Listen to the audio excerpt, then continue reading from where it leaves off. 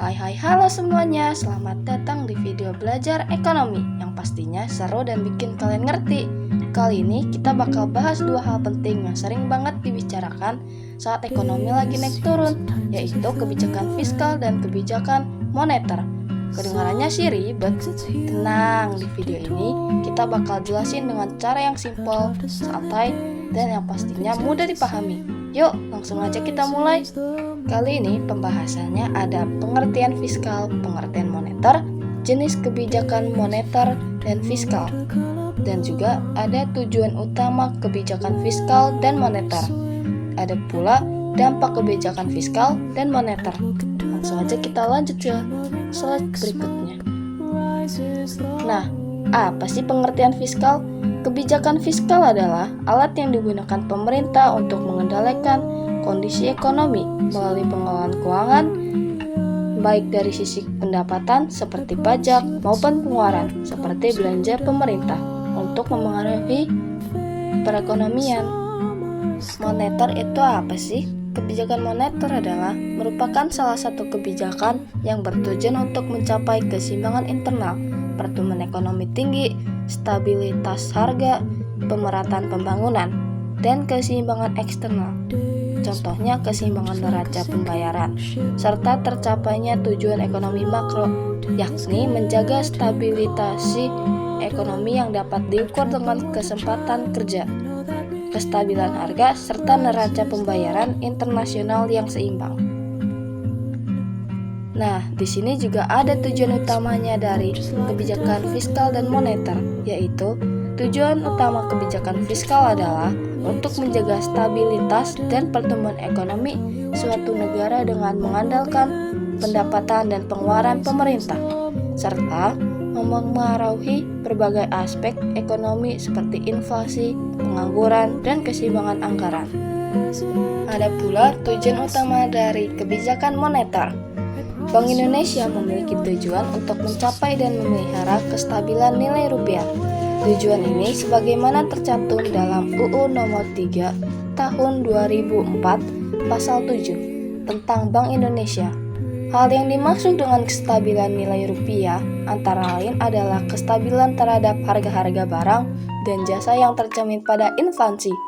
Untuk mencapai tujuan tersebut, sejak tahun 2005, Bank Indonesia menerapkan kerangka kebijakan moneter dengan inflasi sebagai sasaran utama kebijakan moneter, atau yang bisa disebut sebagai Inflation Targeting Framework, dengan menganut sistem nilai tukang yang mengembang atau free floating.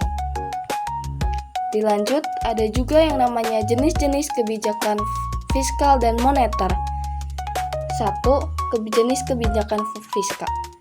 Kebijakan fiskal ada juga terbagi 3, yaitu kebijakan fiskal ekspansif, kebijakan fiskal kontraktif, dan juga kebijakan fiskal seimbang. Lalu, kebijakan moneter terbagi menjadi 2, kebijakan moneter ekspansif, monetary easing, 2, kebijakan moneter kontraktif atau monetary tightening. Pengertiannya ada pula pengertiannya. 1. Kebijakan fiskal ekspansif, yaitu dia memiliki tujuan mendorong pertumbuhan ekonomi, misalnya saat resesi. Contoh tindakannya ada pula meningkatkan belanja pemerintah dan menurunkan pajak. 2. Kebijakan fiskal kontraktif, tujuannya mengendalikan inflasi dan mengurangi defisit anggaran. Ada pula contoh tindakannya, yaitu mengurangi belanja pemerintah dan menaikkan pajak. Yang ketiga, ada kebijakan fiskal seimbang. Tujuannya agar pengeluaran pemerintah tidak melebihi pendapatan. Contohnya, menyusun APBN atau anggaran pendapatan dan belanja negara yang seimbang antara pendapatan dan pengeluaran.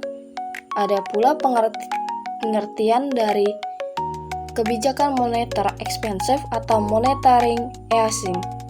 Tujuan meningkatkan jumlah uang beredar untuk mendorong pertumbuhan ekonomi. Ada pula contoh tindakannya, yaitu menurunkan suku bunga acuan, menurunkan giro wajib minimum atau GWM, membeli surat berharga pemerintah atau open marketing operation. Kedua, ada kebijakan moneter kontraktif atau monetary tightening. Tujuannya mengurangi jumlah uang beredar untuk menurunkan inflasi. Contoh tindakannya, menaikkan suku bunga acuan, menaikkan GWM, menjual surat berharga pemerintah. Selanjutnya, ada dampak kebijakan dari fiskal dan moneter. 1. Kebijakan fiskal expansive. Pemerintah meningkatkan belanja atau menurunkan pajak. Dampak positifnya ada meningkatkan permintaan agregat, mendorong pertumbuhan ekonomi, menurunkan pengangguran. Potensi dampak buruknya ada potensi meningkatnya defisit anggaran dan utang negara. 2. Dampak kebijakan fiskal kontraktif, mengurangi belanja atau menaikkan pajak. Dampak positifnya ada menurunkan inflasi, mengurangi defisit anggaran. Dampak negatifnya juga ada dapat memperlambat pertumbuhan ekonomi, potensi peningkatan pengangguran. Lalu dilanjut dengan adanya dampak kebijakan dari moneter. Kebijakan moneter ekspansif, suku bunga diturunkan atau uang beredar ditambah. Dampak positifnya ada mendorong konsumsi dan investasi, meningkatkan pertumbuhan ekonomi, menurunkan tingkat pengangguran. Dampak negatifnya juga ada risiko inflasi meningkat, nilai tukar bisa lemah. 2. Ada dampak kebijakan moneter kontraktif, suku bunga dinaikkan atau uang beredar dikurangi. Dampak positifnya ada mengendalikan inflasi, menjaga kestabilan nilai tukar, menarik investor asing. Dampak negatifnya ada mengurangi konsumsi dan investasi, potensi perlambatan ekonomi. Di sini aku juga ngebuatin yang namanya rumus kebijakan fiskal dan moneter. Rumus kebijakan fiskal, pendapatan dan pengeluaran negara atau bisa disingkat APBN sama dengan penerimaan negara dikurang pengeluaran negara. Ada pula rumus dari kebijakan moneter, yaitu rumus uang beredar atau persamaan kuantitas uang dikurang teori klasik.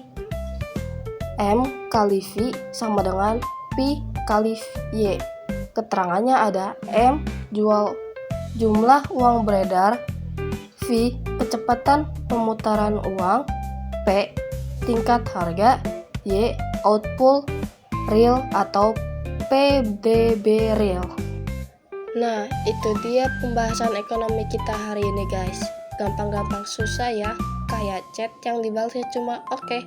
Tapi tenang, semakin belajar makin paham kok. Jangan lupa istirahat, minum air putih, dan scroll TikTok secukupnya ya. Sampai ketemu di video selanjutnya. Semoga nilai naik dan dompet nggak selalu kering di kantin. Bye!